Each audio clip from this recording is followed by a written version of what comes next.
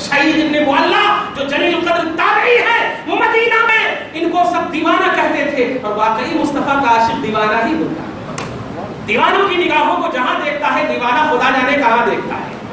سعید ابن معلّہ کہتے ہیں مجھے دیوانہ اور پاگل کہہ کر کے لوگوں نے مجھے چھوڑ دیا تو میں ایک جگہ چھپ جاتا، 3 دن تک جب نماز اور روزے نماز وغیرہ کا اہتمام نہیں ہوا تو نماز کا وقت میں بہت دب جاتا تھا، جیسے ہی قبر رسول کی طرف میں ایک کان لگاتا قبر رسول سے آذان بھی آتی اور اقامت کی آواز بھی آتی۔ مشکات شریف اٹھائیے سعید ابن معلّہ، سعید ابن مسیب یہ جلیل القدر تابعی ہے، سعید حضرت سعید فرماتے ہیں کہ ما خلا ایک دم خالی ہو چکا تھا، نہ نماز تھی، یہ نماز نہ ہونا یہ کس کے پیریڈ میں؟ یزید کے پیریڈ میں۔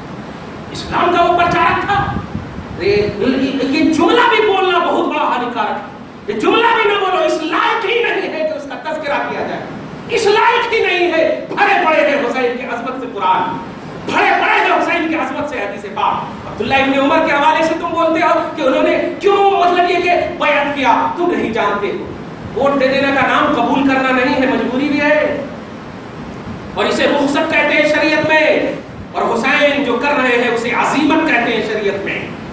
تمہیں اگر کافر مان رہے ہو اور کہہ رہے ہو کہ وندے ماترم بولو اور تم نے بول دیا تو پھر بھی تم مومن ہو، اور تم نے کہا نہیں میں اللہ پر ایمان رکھتا ہوں، ایک اللہ پر، میں کبھی وندے ماترم نہیں بولوں گا، تم کو جو کرنا کر دو، اگر اس نے مار دیا تب بھی تم صحیح ہو، تب بھی تم صحیح ہو۔ پہلا اگر عمل کرتے ہو اسے رخصت کہتے ہیں، تمہارے ایمان پر کوئی اثر آیا نہیں، اور دوسرے پر عمل کرتے اسے عزیمت کہتے ہیں۔ تو جن جن صحابہ کرام نے، جن جن اچھوں نے یزید کی بیعت لی ہے وہ رخصت پر عمل کیے، رخصت پر عمل کیے ہیں، اور حسین عزیمت پر عمل کیے ہیں، حسین عزیمت پر عمل کیے ہیں۔ کیوں؟ یہ حسین دین کی امانت تھے، مصطفیٰ جان رحمت نے سینہ بسینہ ہو کر حسین پر جو مطلب یہ کہ صحابہ احسان بن کر کے حسین اعظم کو ٹرین کیا تھا، یہ حسین اعظم کا وقار تھا، احسان۔ اچھا وہ تو آیت کریمہ کی تفسیر ہی نہیں کیا، پتہ نہیں یہ دوغرا سجدہ حسین کا۔ ہاں قرآن کی آیت کریمہ سنیے، بس عظمت ہی سنتے چلے جائیے، اور کچھ رہ جائے تو بول دیجیے گا، جمعہ میں بول دوں گا انشاءاللہ، لیکن نگیٹو مت جائیے گا، پازیٹو رہیے حسین کے لیے الحمدللہ۔ بس یہی ہے جو کچھ بولا جا رہا ہے، یہ محبت میں بولا جا رہا ہے، اب کہیں پر سے بھی ہو کہیں سے بھی ہو، ٹاپک عظمت حسین ہے، عظمت حسین ہے۔ بخاری کی جلدی سے حدیث بول دو، 5994 حدیث نمبر ہے، حضرت عبداللہ بن عمر ہے، جب ایک کوئی جلدی سے دوڑتا ہوا عراق سے ایک شخص آیا اور پوچھنے لگا کیا کہ ذرا اگر میرے کپڑے پر جو ہے یہ مکھی مر جائے اور اس کا خون لگ جائے تو کیا حکم ہے؟ عبداللہ ابن عمر اس سے پہلے کہ وہ مسئلہ بتاتے ایسا غصاتے ہیں، کہتے ممن انت، تم کہاں سے ہو؟ تو بازو والے نے کہا من اہل العراق، عراق سے ہو۔ تو اتنا غصے میں آ کر کے کہنے لگے اے عراقیو، تم مکھی کے خون کی قدر پوچھتے ہو اور نبی کے نواسے کے خون کو تم نے بہایا ہے۔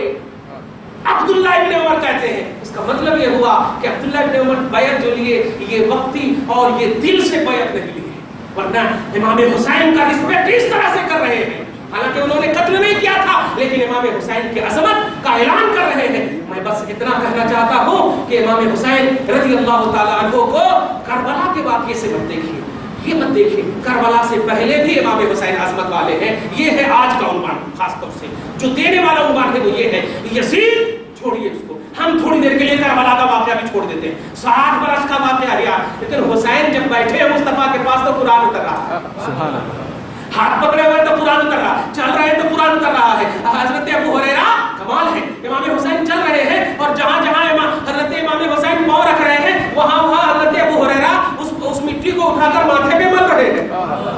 اتنے بوڑھے صحابی، اتنے بوڑھے بزرگ صحابی اتنے چھوٹے کا رسپیکٹ کر رہے ہیں، جب وہ کہتے ہیں آپ اتنے بزرگ ہیں آپ ایسا مت کیجئے ایسا مت کیجئے، تو کہتے ہیں شہزادے تم مقام کو نہیں جانتے، ہم جانتے ہیں تیرے مقام کو، تم اپنے مقام کو نہیں، ہم جانتے ہیں تیرے مقام کو۔ اس سے ایک عقیدہ بھی ملا پیارے، اگر رسپیکٹڈ حضرات اللہ کے محبوب بندے عمر میں کیسے بھی ہو، اگر وہ اللہ کے محبوب بندے ہیں تو ہمارا جھکنا چاہے ہم عمر میں بڑے بھی ہو، یہ اللہ کی توحید ہے، پسندیدہ پہلو ہے، اللہ کی توحید ہے۔ قرآن کہتا ہے سورہ بقرہ کی آیت نمبر 144 میں نے آیت کریمہ تلاوت کی ہے۔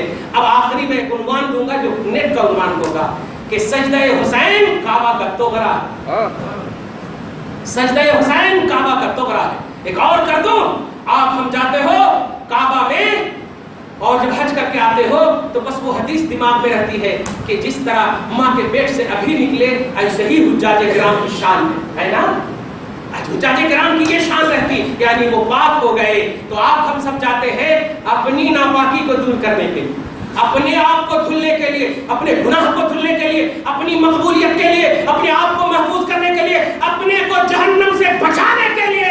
لیکن اے حسین، تم حج کے موسم کو چھوڑ کر کعبہ کو کیوں چھوڑ رہے ہو؟ مدینہ کو کیوں چھوڑ رہے ہو؟ در رسول کو ہمیں مل جائے تو زمین کو ہم اپنی زندگی وقف کر دیں گے، لیکن حسین تم نے تو در رسول چھوڑ دیا ہے، تم نے فاطمہ کا در چھوڑ دیا، کعبہ کو چھوڑ دیا، حج کو چھوڑ دیا۔ جواب ملے گا، ارے کعبہ جس کے لیے نبی نے احساس کیا، اظہار کیا کہ اللہ میں اسے پسند کرتا ہوں، میں اس سے پیار کرتا ہوں، اس پیار کا لحاظ رب نے اتنا کیا کہ بیت المقدس کو بدل کر کے کعبہ کو قبلہ بنا دیا۔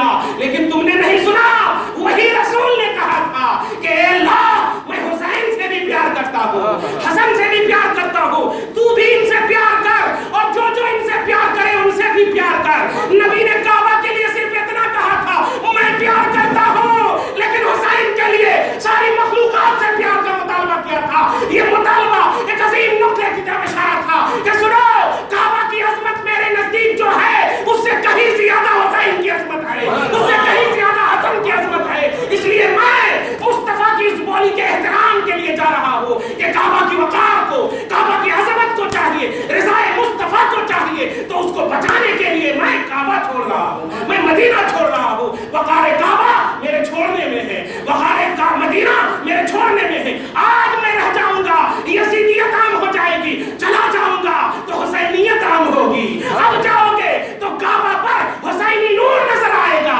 یزید کا ناپاک تصور نظر نہیں آئے گا۔ یہ تھا تصور، یہ تھا خیال۔ فَوَلِّ وَجْهَكَ قِبْلَةً تَرْضَاهَا فَلَنُوَلِّيَنَّكَ قِبْلَةً تَرْضَاهَا۔ حبیب، آپ جس قبلہ کو چاہتے ہیں ہم بدل دیں گے، یہ وعدہ تھا۔ آپ جس قبلہ کو چاہتے ہیں ہم بدل دیں گے۔ فَوَلِّ وَجْهَكَ شَطْرَ الْمَسْجِدِ الْحَرَامِ، تو کعبہ کو اپنا قبلہ بنا لیجیے، کعبہ کو اپنا قبلہ بنا لیجیے۔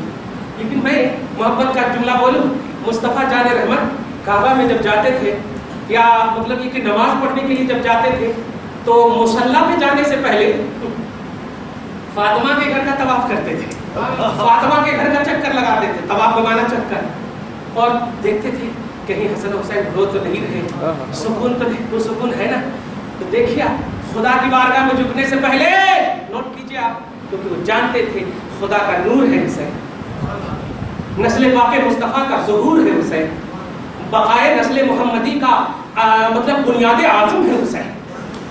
مصطفیٰ جان رحمت کی بولی سے، اور مصطفیٰ جان رحمت نے جب یہ اعلان کر دیا تھا، سارے صحابہ کرام نے اس بولی پر جب تک زندہ رہے، خدا کی قسم اپنی محفلوں میں، اپنی اداؤں میں، اپنی حرکتوں میں، ہر زاویے سے، چنانچہ حضرت امام حسین کو روکا صحابہ کرام نے، لیکن بغاوت نہیں کیا، ادب سے کہا مت جائیے، ادب سے کہا مت جائیے، مت جائیے، مت جائیے۔ لیکن جو حسین جانتے تھے، جو حسین جانتے تھے وہ یہ نہیں جانتے تھے، حسین ایک امانت تھے مصطفیٰ، حسین اعظم رسول۔